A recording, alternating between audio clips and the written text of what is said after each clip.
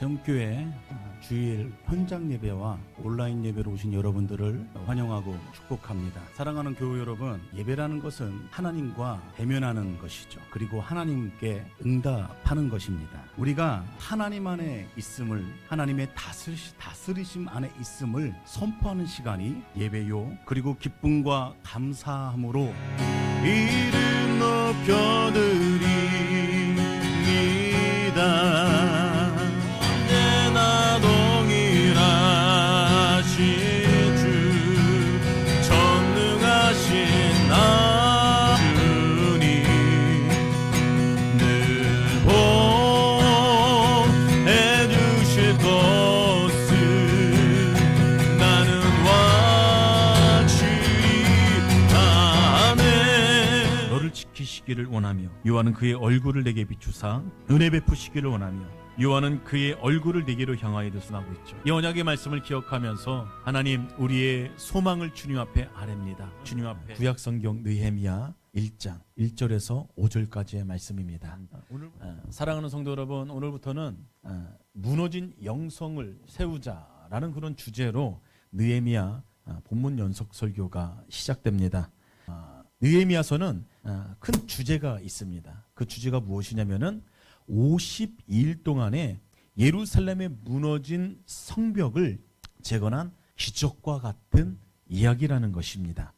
예루살렘 성벽 재건 공사는 이 당시에는 굉장히 엄청난 일이었습니다. 당시의 열악한 성벽 건설 기술 수준을 감안해 볼 때는 엄청나게 방대한 그런 규모였다라는 것이죠. 예루살렘이라는 곳은 산 정상에 있었던 도시였습니다. 그렇기 때문에 산과 골짜기로 이어지는 곳에 성벽을 세운다라는 것은 굉장히 어려운 일이라는 것입니다. 쉬운 일이 아니었다라는 것이죠. 그리고 이 성벽의 길이는 무려 4km 정도가 됐습니다. 그렇기 때문에 예루살렘 사람들이 생업에 종사하면서 동시에 이 건축에 동참한다라는 것은 참 불가능한 일이었다라는 것이죠. 여러분, 그리고 생각해 보십시오. 더구나 새로운 것을 만들어내는 것이 아닙니다. 한번 무너졌던 것을 다시 한번 시작하는 것이에요. 그것만큼 어려운 것이 없다라는 것입니다. 왜입니까? 왜냐면은 한번 깨어진 꿈을 다시 한번 노래하는 일을 하는 것이기 때문입니다. 한번 포기했던 일을 다시 한번 시작하는 일이었기 때문에 그 일만큼 어려운 일 없다라는 것이에요. 그래서 이스라엘 백성들 앞에는 과거의 실패라는 장애물이 있었고, 그 장애물 때문에 마음 중심 가운데 두려움이라는 것이 있었다라는 것이죠. 그래서 그 두려움이라는 것이 앞을 가로막았고, 모든 기대감은 깨어진 상황 가운데에 하나님께서는 한 사람을 사용하셨다라는 겁니다. 느헤미야라는 사람을 사용하셔서 예루살렘의 무너진 성벽을 재건하셨다라는 것이죠. 그런 기적과 같은 이야기가 앞으로 우리가 계속해서 말씀을 나눌 느헤미야의 내용이라는 것입니다. 오늘은 그 첫 번째 시간으로 쓰임받는 영성이라는 제목으로 하나님의 말씀을 전하도록 하겠습니다. 오늘 읽은 느헤미야의 1장의 시대적인 배경이 있습니다. 시대적인 배경은 이스라엘이라는 나라가 남북으로 나뉜 때가 있었습니다. 그리고 북쪽 이스라엘은 먼저 망합니다. 아수르라는 나라에 망하게 되고, 또 세월이 흘러서 남쪽 나라 유다는 바벨론이라는 나라에게 멸망당하죠. 그리고 포로로 끌려갑니다. 그런데 바벨론이 BC 539년에 바사의 고레스 왕에게 또다시 멸망당하게 된다는 것이죠. 그런데 이때 하나님께서 바사의 왕 고레스라는 사람의 마음을 움직이셔서 약 5만 명 정도의 유대인들이 유다 땅, 고향 땅으로 들어갈 수 있도록 하나님께서 은혜를 베푸신다라는 것입니다. 귀환 명령이 내려졌다라는 것이죠. 그래서 1차 귀환은 수룹바벨이라는 사람을 통해서 이루어졌고, 2차 귀환은 에스라라는 사람을 통해서 이루어졌습니다. 그리고 1차 귀환 때 성전이 재건되어지죠. 그리고 2차 귀환 때 성벽을 공사를 하다가 사마리아인들의 방해가 있었기 때문에 그 일이 중단이 됩니다. 이제 그들이 유다 땅으로 돌아온 후에 수많은 세월이 흘렀습니다. 그때 바사의 왕이 어떤 사람이었냐면은 아닥사스다 왕이었습니다. 그 아닥사스다 왕이 제국을 통치하던 때에 왕국의 고위 관리인 술관원이 한 사람이 있었는데 그 사람이 누구였냐면 바로 느헤미야라는 사람이었다라는 것이에요. 유다 출신인 느헤미야는 예루살렘으로부터 온 친척들에게, 사람들에게 예루살렘의 형편에 관한 소식을 듣게 됩니다. 그 말씀이 1절과 2절입니다. 1절과 2절 말씀 한번 보시길 바랍니다.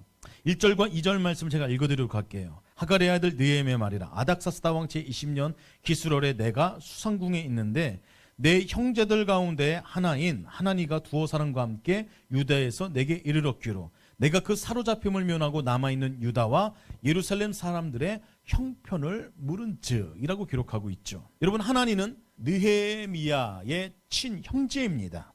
이들은 앞에 포로기한 때 이미 유다 땅으로 돌아갔던 사람들이에요. 느헤미야처럼 페르시아 땅에 남겨지지 않고 고향에 간 사람들인데 이들이 유다 땅에서 수상궁으로 형제를 찾아와서 무슨 일 때문인지 몰라도 그 일을 이야기하는 것입니다. 이때의 고향 땅에 남아있던 사람들의 형편을 느헤미야가 묻게 되죠. 고향 소식이 느헤미야에게 들려지게 된 것입니다. 3절 말씀입니다. 그들이 내게 이르되 사로잡힘을 면하고 남아있는 자들이 그 지방 거기에서 큰 환난을 당하고 능욕을 받으며 예루살렘 성은 허물어지고 성문들은 불탔다 하는지라 라고 기록하고 있죠. 여러분, 좋은 소식이 아니었습니다. 오랜만에 만나서 좀 고향 땅에 대해서 좋은 소식을 들으면은 얼마나 기뻤는지 모르겠습니다. 그런데 좋은 소식을 들은 것이 아니에요. 비통스럽고 슬프고 안타까운 처참하고 그런 소식들이 전해졌다라는 것입니다.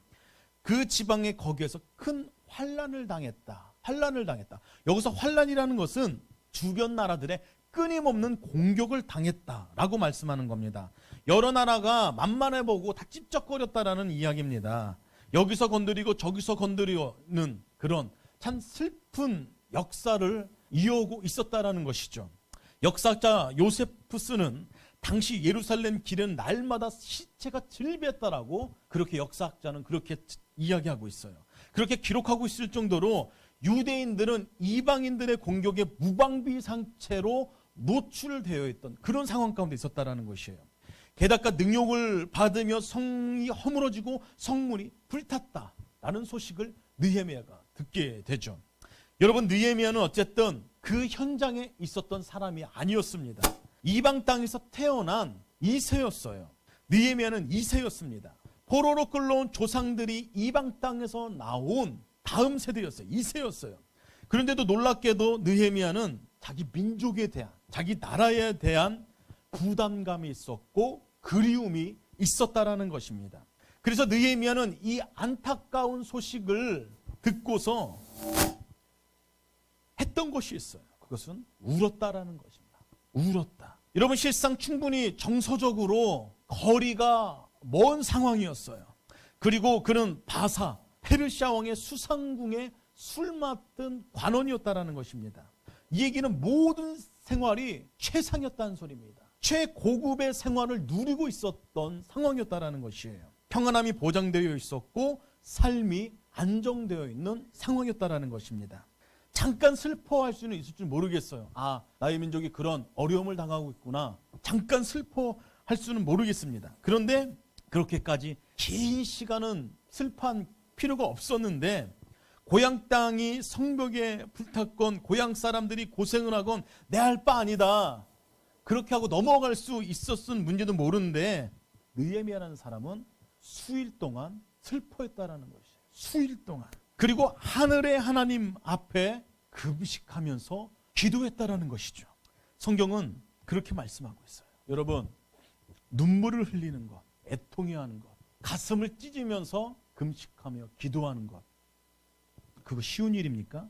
절대로 쉬운 일은 아니라는 것입니다. 오늘 내가 무슨 얘기를 들었다고 해서 대부분의 사람들 울지 않습니다. 통곡하지 않아요. 오랫동안 마음에 생각하고 또 묵상하고 계속해서 그리워하고 사랑하고 그런 사람들만이 울 수 있는 것 아니겠습니까? 통곡할 수 있는 것 아니겠어요? 가슴 찢어지게 애통해할 수 있는 것 아니겠습니까? 이렇게 형제의 아픔을 보면서 자기 민족의 고통을 보면서 애통해하는 것, 가슴 아파하는 것. 여러분 이것을 바로 거룩한 아픔이라고 해요. 거룩한 고통. 조국의 아픔을 보면서 괴로워하는 것. 이것을 거룩한 아픔이라고 하는 것이에요. 사전 말씀에 이렇게 기록하고 있죠. 내가 이 말을 듣고 앉아서 울고 수일 동안 슬퍼하며 하늘의 하나님 앞에 금식하며 기도했다. 사랑하는 세움교회 교회 여러분, 하나님께서는 느헤미야의 이 마음을 보신 것입니다. 느헤미야의 이 중심의 마음을 보시고 야, 내가 느헤미야를 써도 되겠구나 그렇게 생각하신 거예요. 그리고 느헤미야를 사용하셨다라는 것이죠.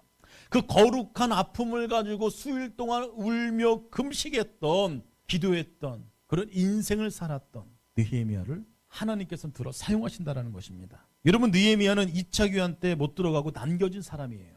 포로기 이후에 그 땅에서 태어난 2세다 보니까 어쩌면은 모국어도 서툴렀을 테고, 어쩌면은 페르시아 나라라는 나라가 유다 땅보다 편안했던 상황입니다. 더구나 에스라처럼 제사장도 아니었어요. 학자도 아니었어요. 그런데 아무도 생각하지 못했던 이 남은 사람을 통해서 누구도 손댈 수 없었던 예루살렘에 무너졌던 성벽 재건의 역사가 이루어졌다라는 것입니다. 보십시오. 52일 만에 성벽이 재건되어져 있습니다.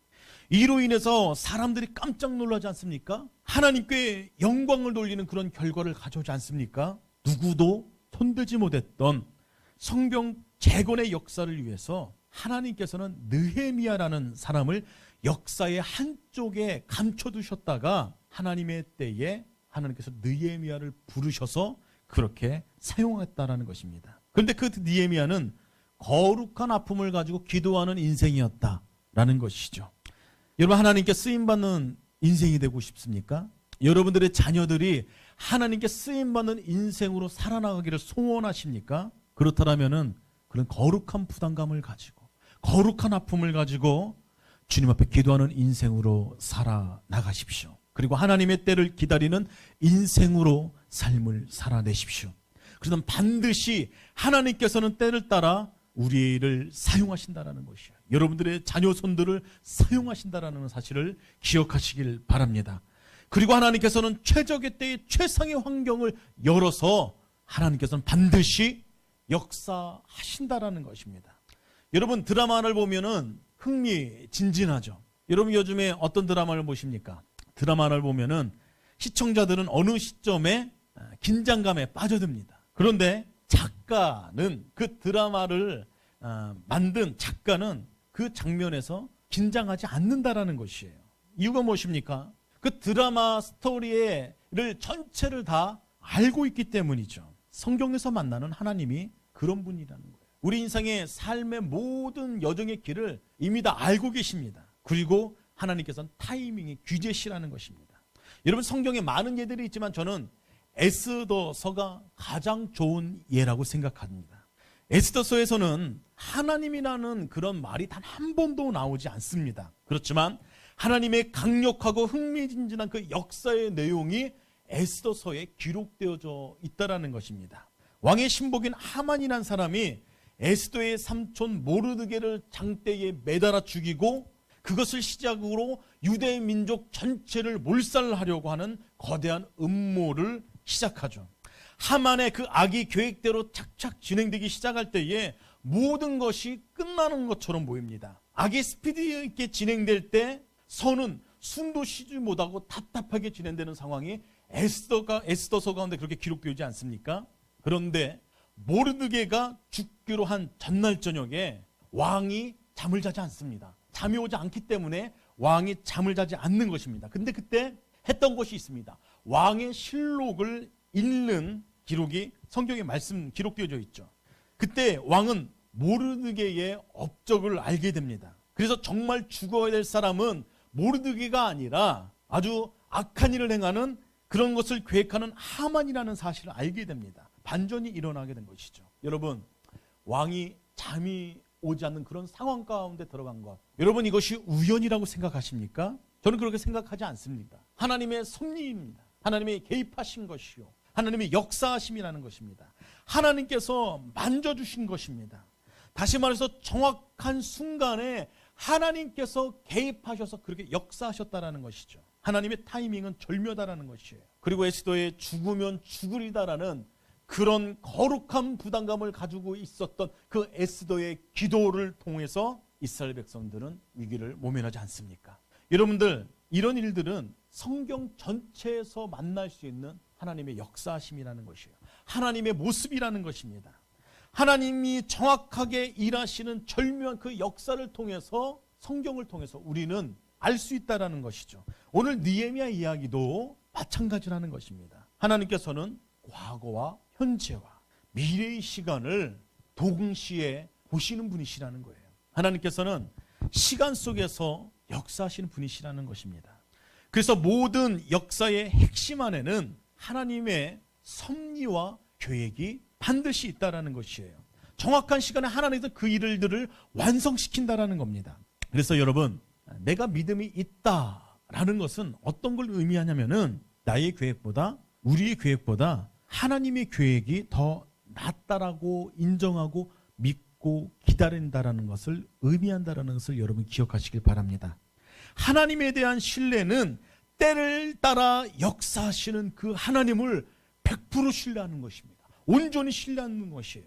지금 일이 이루어지느냐, 이루어지지 않느냐, 여러분 그것은 중요하지 않습니다. 중요한 것은 내가 하나님의 그 손길을 의뢰하고 있느냐, 신뢰하고 있느냐, 여러분 그것이 중요하다라는 것이에요.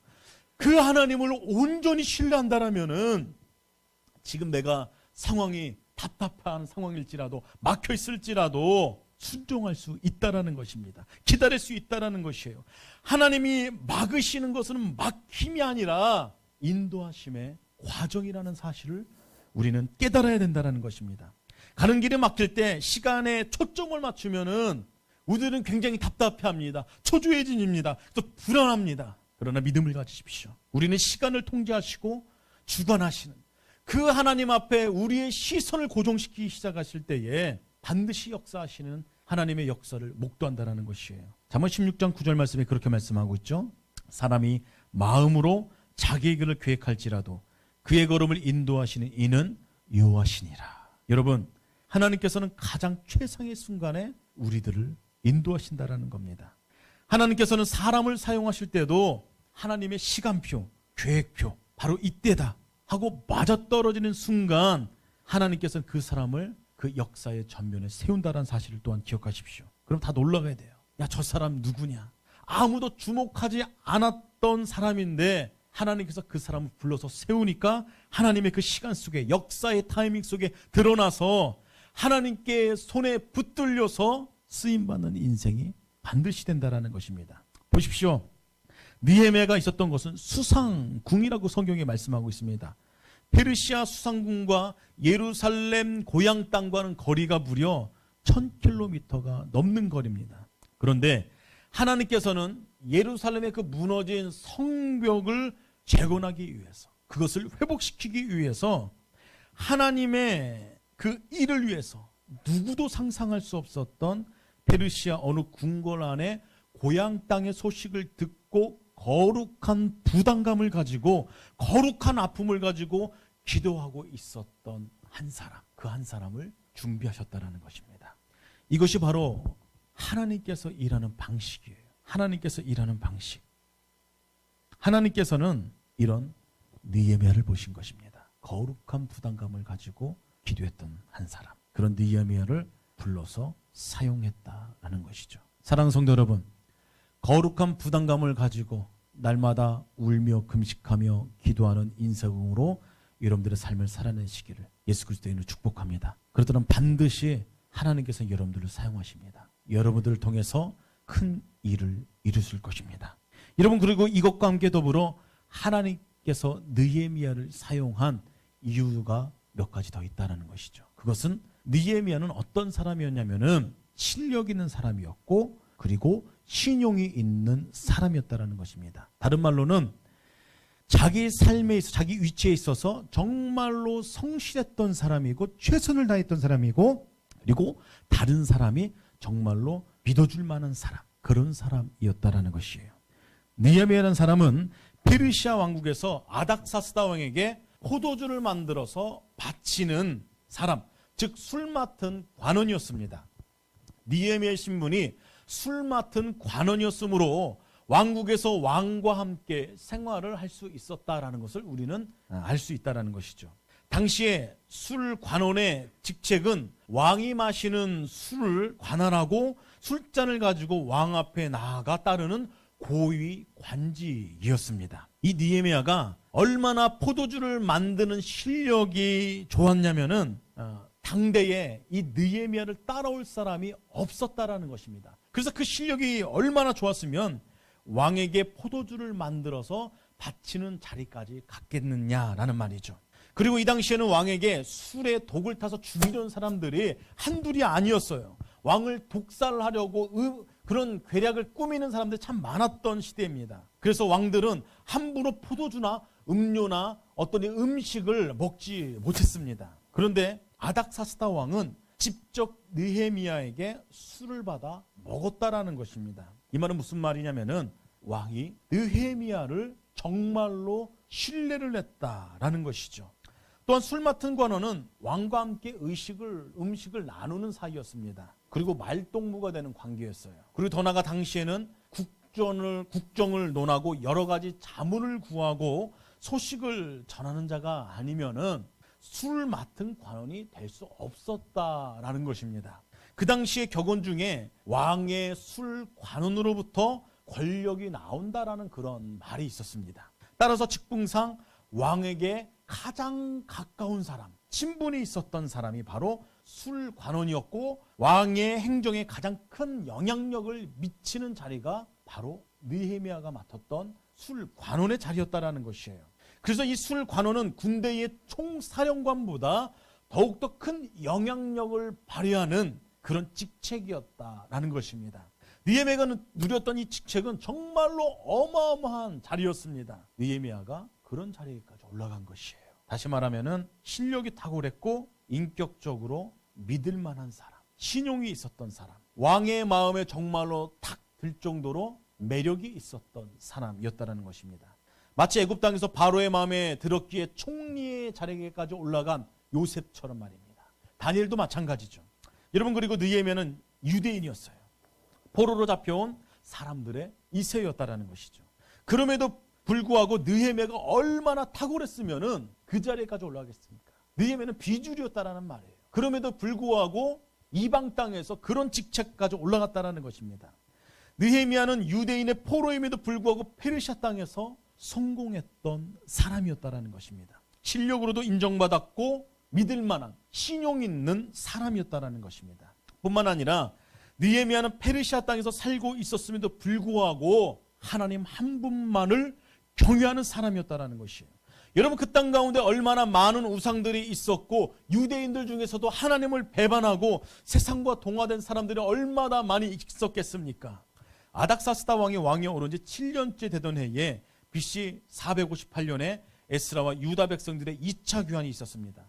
이때 에스라가 귀환해서 보니까 유대인들이 이방 민족들과 결혼해서 하나님께 죄짓는 모습을 보고 옷을 찢고 통곡을 하며 그 이방과 결혼 풍습들 백성들 사이에서 그 모든 것들을 근전시키는 일을 합니다. 근데 느헤미야를 계속 보면 잘 알겠지만 이와 비슷한 일이 계속해서 있었음을 우린 성경을 통해서 알 수 있다는 것이죠. 그런 상황 가운데에 느헤미야는 하나님 한 분만을 경외하는 사람이었다는 것입니다.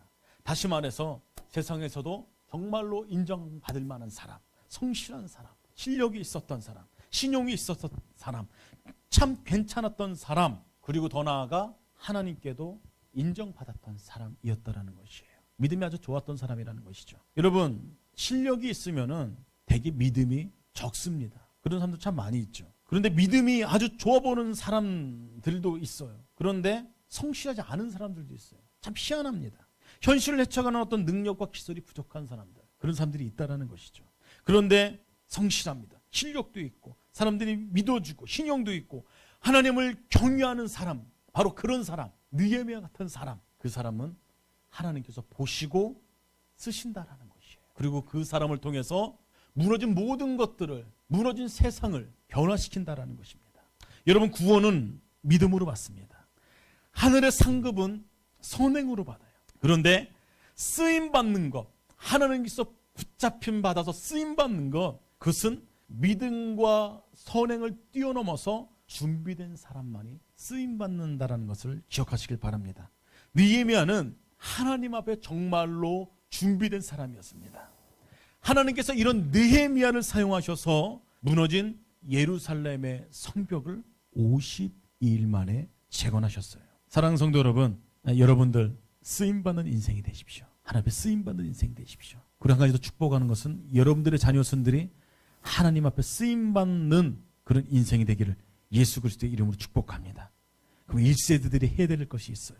그것은 우리들의 자녀들이 쓰임받는 인생 되게 달라고 그런 거룩한 부담감을 가지고 기도하셔야 된다는 사실입니다. 하나님, 우리의 자녀들이 우리 세움교회의 다음 세대들 가운데에 하나님 정치계에, 경제계에, 교육계에, 예술계에, 하나님 미디어계에, 종교계에 하나님 쓰임받는 거룩한 인생들이 배출되도록 하나님 저희들의 자녀손들을 주님 사용하여 주시옵소서. 내내 그런 거룩한 부담감이 있습니다. 그 마음을 가지고 기도하셔야 된다는 것입니다. 그럼 하나님께서는 우리 가정 가운데에, 세움교회의 다음 세대들 가운데에 주님께서는 축복하시고 역사하신다는 사실을 기억하시길 바랍니다. 사랑하는 성도분, 오늘 말씀을 정리합니다. 느헤미야의 직업은 포도주를 만드는 사람이었고 왕실에 포도주를 가져다주는 사람이었습니다. 느헤미야는 최선을 다해서 포도주를 만들었습니다. 그래서 그 성실함과 탁월함을 인정받아서 최고의 자리에 오르게 되었죠. 자기 분야에 있어서 최고의 실력자였다라는 것입니다. 그래서 아닥사스다 왕은 그 왕의 두터운 신임을 받은 고위관리 위치에 있었던 사람이 바로 느헤미야였다. 뿐만 아니라 민족의 아픔을 듣고 수일 동안 슬퍼하며 금식하며 기도했던 그런 영성의 소유자였다라는 것입니다. 여러분, 이런 성실함과 신용과 하나님께서 기뻐하시는 그 영성이 있다라면은 하나님께서는 반드시 사용하신다라는 겁니다. 사람들이 따르게 돼요. 사랑하는 성도 여러분, 이런 느헤미야처럼 이런 성실함과 신용과 영성을 소유한 세움교회 교우 여러분들이 되기를 예수 그리스도의 이름으로 축복합니다. 시간 함께 기도하길 원합니다. 시간 들은 말씀 기억하면서 기도하면서 시간 기도할 때에 그렇게 기도했으면 좋겠습니다. 하나님, 느헤미야가 하나님께 쓰임받은 것처럼 내가 하나님께 쓰임받는 인생이 되길 원합니다. 하나님, 과거에 쓰임받았던 인생이 아니라 지금 현재 하나님 앞에 쓰임받는 인생이 되길 원합니다. 특별히 다음 세대를 위해서 또한 축복하면서 기도하십시오. 하나님, 우리의 자녀손들이 쓰임받는 인생이 되길 원합니다. 하나님께 사로잡혀서 하나님께 붙들림 받아요. 쓰임받는 거룩한 인생으로 살아나가도록 주님 축복하여 주시옵소서. 그렇게 기도해 주십시오. 뿐만 아니라 느헤미야를 유다 사람들이 만나죠. 유다 백성들이 만났을 때에 무너진 성벽은 재건되어졌다는 사실을 기억하십시오. 마찬가지로 우리의 삶과 가정과 교회와 나라와 민족의 무너진 모든 영역들은 언제 회복되느냐? 그것은 땅에 오신 예수님을 만나기 시작할 때, 유다 백성들이 느헤미야를 만났을 때에 그들의 삶에 무너졌던 삶의 터전과 영성이 회복된 것처럼 우리 인생도 동일하다는 것이에요. 예수님을 만나기 시작했을 때에, 예수님과 맞닥뜨리기 시작했을 때에 우리 인생 가운데 삶에 무너진 모든 영역들이 회복되어진다는 것이에요. 예수님께서는 우리 인생 가운데의 영성도 삶에 무너진 모든 영역도 회복시키신 유일하신 분이시라는 것입니다. 느헤미야가 거룩한 아픔을 가지고 기도했던 것처럼 예수님께서도 우리 인생 가운데 무너진 모든 영역을 보시면서 가슴 아파하셨던 분이십니다. 하나님의 형상으로 만들어진 인생들이 파괴되어지고 무너지고 불타서 폐허와 같은 모습으로 남아있을 때 그 모습을 보시고 예수님께서는 마음 아파하셨던 분이세요. 그래서 그 거룩한 아픔을 건질 수가 없어서 이 땅에 성육하신 분이 바로 우리 예수님 아니십니까? 그 예수님 앞에 나가기 시작할 때에, 그 예수님을 만나기 시작했을 때에 우리 인생의 모든 문제는 해결된 줄 믿으시길 바랍니다. 여러분, 특별히 몇 주간 느헤미야 말씀을 통해서 우리 계속해서 느헤미야 말씀을 묵상하고 듣게 될 것입니다. 듣는 이 말씀 시간을 위해서 여러분 중보하십시오. 계속해서 회복해 하시는 예수님을 만나게 되는 거룩한 시간이 되게 해달라고, 오늘 예배 가운데 그 예수님 내가 만나길 원한다라고 여러분들 이것들을 위해서 기도해 주십시오.